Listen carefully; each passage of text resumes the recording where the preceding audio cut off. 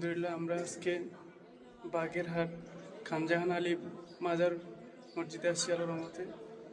এই যে সম্পূর্ণ মসজিদ, হয়তো এটার ভিতরে ভিডিও করা নিষেধ, এই কারণে বেশিভাবে ভিডিও করতে পারতেছি না।